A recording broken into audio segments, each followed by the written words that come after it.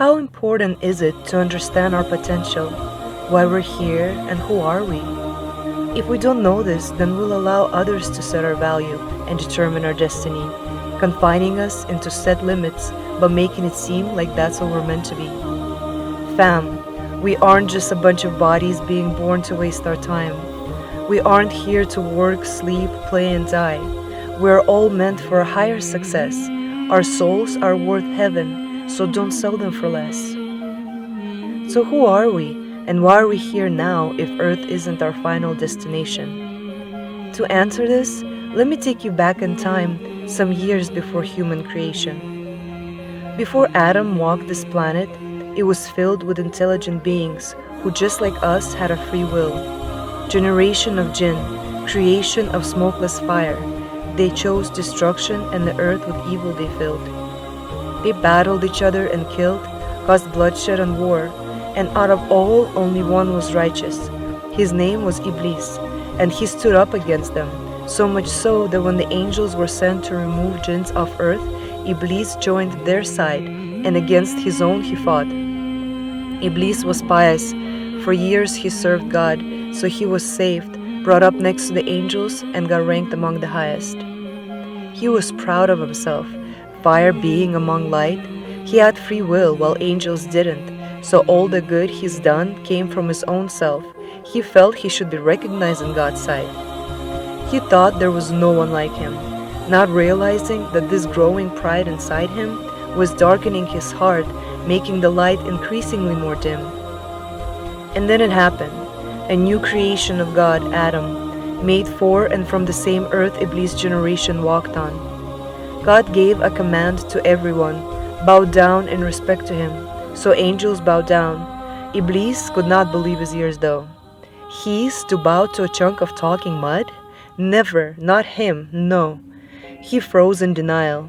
This can't be happening. I'm fire, he's mud. Years of worship? This Adam gotta bow down to me. No way, I will not listen to God. And that's how Iblis lost his guidance. Jealousy, arrogance, pride. He was meant to be destroyed and brought to justice. But he cried, "Oh God, hold on. Please give me an extension. Give me time till Judgment Day, the day of resurrection. I'll prove my case that I'm being treated unfair. I'll prove these humans are just dirt, not worth bowing to, I swear. For allowing me to go astray, I promise I'll lead Adam and human beings away from you. I'll entice them to do the worst sins and they'll follow. I promise I'll take them off the right path, make them prideful, evil, self-centered, and shallow. I worshipped you for thousands of years, so delay. Don't destroy me just yet. But if you grant me time, allow me and my generation to be able to talk to them, whisper into their minds. Not control, only suggest. That's all we need to influence them." Iblis was granted his time. Then hell is to be filled with him and his followers. They will all be accountable for what they've done and thrown into recycling bin of the universe.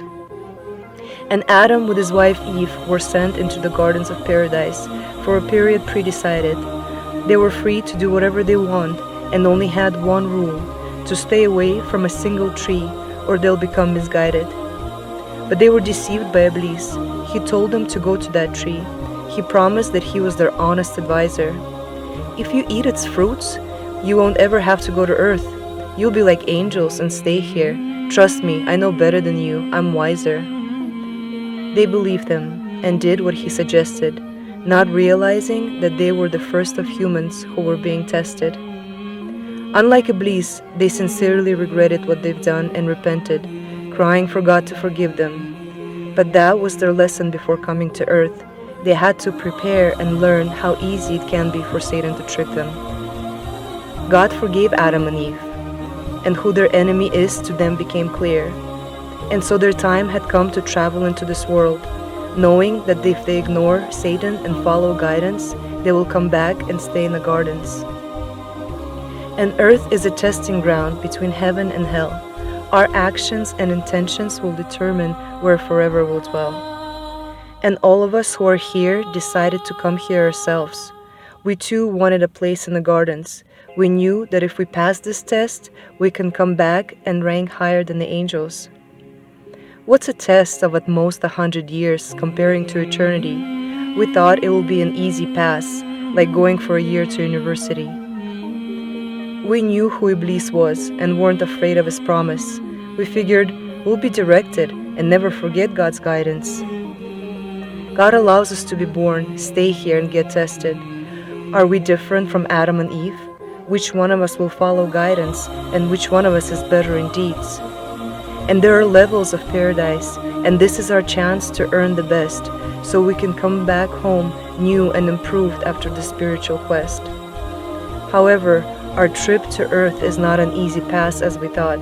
Iblis and his allies are on their mission, whispering into our minds since the day we were born, with the only goal to misguide us so we will be like them and not return. And so here we are, fam, in a temporary place for a short time being tested, and we only got a few years left. Will we let them be wasted?